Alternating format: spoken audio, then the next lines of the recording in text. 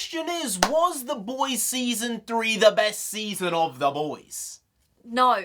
I'd have to agree. It doesn't need to be as good as Season 1 or as Season 2. But the fact it just managed to have some standard of decency in this world of MCU Disney Plus television shows is amazing. Yeah, see, that use of the word decency, I'm not sure about that. Oh. Because when you look at the content of the show, very not decent. Very indecent, actually. Very. We'll get into a little bit of that. But we've got to do fact of the day. First page, number 234, fact number 2. Exocet is French for flying fish.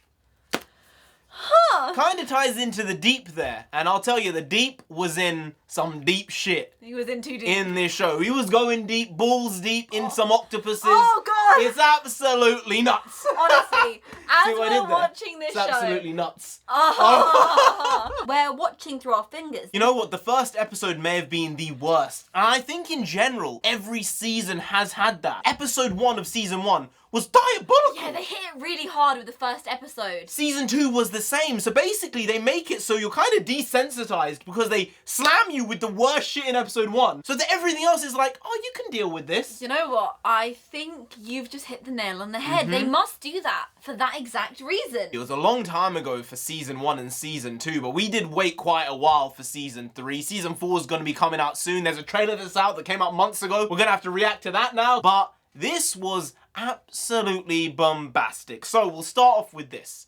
This is my prediction for the show, and I think I may have said it in our Season 2 episode reviews, because for Season 1 and 2, we actually did episodic reviews for every single one, but this time it's a season review for number 3. Ryan is actually gonna be the big bad, potentially, in the show. And it's gonna be down to Butcher to decide whether to end him, or to save him, or even if he can be saved. I'm pretty sure I remember saying something like that in Season 2. You know what? It is ringing a bell. The bell is ringing in my head, and I think you're right. I think it's going to come down to Butch understanding that he has to either get rid of Ryan, save the world, because this kid has gone off the rails now with this father figure in his life. But here's the thing. I think maybe Butch is going to say, no, this is the Lenny moment. He can be rehabilitated. You think so? I think he's got his Lenny in Huey. I know! I think he's already got that center point for himself, that thing that draws him back from being the devil he is. With this idea of Butch, especially now, spoilers, he's dying, and he only has a little while left. I think maybe it's going to be this Hail Mary of, your mum wouldn't want this, Ryan. And that's going to be what maybe pulls Ryan back from the edge. I don't think so. I think Ryan actually has affection for Homelander by the end of the season, and he has turned his back on Butcher. Now he's been thrust into the public eye.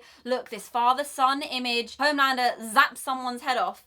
The crowd eventually starts to cheer, and Ryan starts to smile. Yep. This is how people love me. We saw it. I'm telling you, I think I said it in Season 2 reviews.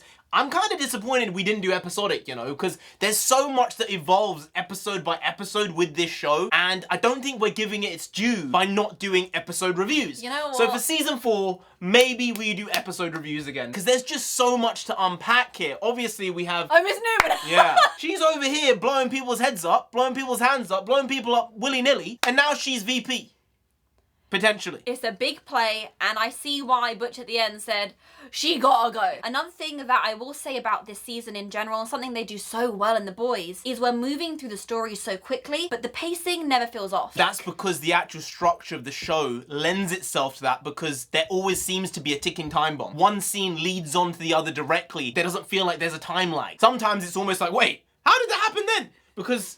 when did he get there? How did he get there so quick? Yeah, the writers do really, really well with cause and effect, especially on a small timeline. One thing I was sad to see was Black Noir having to go. We actually had some understanding of his character. We finally got some actual depth with him, not just stoic silence and just being the guy. It seems like he's been through a lot of shit, and in the end he said, I'm not dealing with this. But he doubled back, changed his mind, and believed, Homelander, I'ma support you, because Soldier Boy, a bit of a nut. Yeah, but then Homelander, ugh. He kind of ripped his guts out. I still believe there's a chance, if they want it from the writing point of view, Black Noir's alive. The fact he got his head exploded, and he still came back to life. He has some magic healing. And we're not going to be seeing Brave Maeve again. No, She's she been gone. written out. She gone. Not dead. I was very happy to see we regained our moral center in Huey. With the temp fee, of course, Butcher was going to take it. But with Huey, it was, no, you're better than this. This is not meant for you, this is meant for me. And Butcher did understand that in the end. And there was that moment in the final episode where Huey could have used the Temp V to save Starlight and to save everyone. But instead, he went back to the old Huey saying, I'll find another way. In this case, we actually saw an instance of characters jumping off the ledge.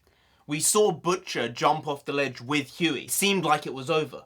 But then Butcher pulled Huey's parachute. And he saved him.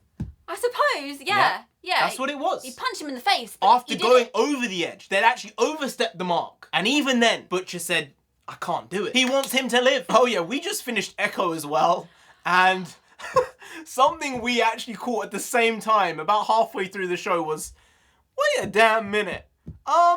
There is a deaf character in this show. Yeah, Kimiko. Kimiko. She can't speak.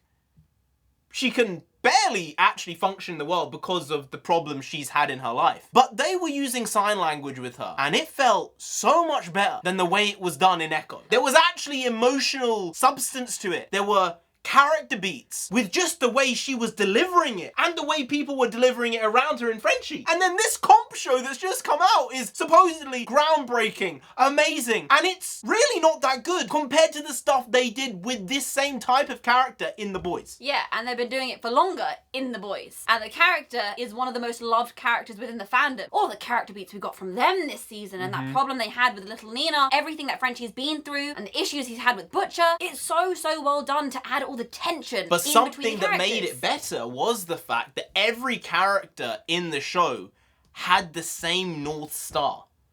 Everyone had the same North Star. What was the North Star? Huey. No, it wasn't. The North Star was, is it my choice? Yeah. I want it to be my choice. Why couldn't it have been my choice? Yeah. From Kimiko, from Frenchie, from Huey, Homelander. from Starlight, Yeah. from Homelander, from Soldier Boy. Everyone. That was the same through line for every character. That's something that a lot of shows don't have nowadays. They don't have A, B, C, D, E plots. This thing had plots down to Z. And yet the themes still remain true and it was weaving so well. Honestly, to sit in this right through must be absolutely wild. They really are throwing shit against the wall. And just saying, you know what? We can't do that. Can we do that? Are we sure we can do that? Maybe we should do that. We shouldn't do that. No, we should. The fact you're saying we shouldn't do it means we definitely should do it. Yeah, that's another thing about The Boys. Every season we've watched is like, oh, they can't do any more than this. Somehow they do more when it comes to the gore, the stuff of nightmares. And yet, I still want to keep watching because I care for these characters so much. Episode 1. We had a situation where someone got blown up from the inside. Inside their genitalia by another soup who was trying to be loving towards them. It was so bad, guys. And they sneezed and they ended up blowing up the individual. It was disgusting. It was horrible. It was very rank. And I don't think I've seen anything that disgusting, both from the entry and the exit, in a very long time. I knew from the moment they introduced Soldier Boy, that was going to be Homelander's dad. I'm just sad we didn't get it caught on camera, to be honest. Daddy issues on daddy issues on daddy issues. That's another thing. Everyone has problems.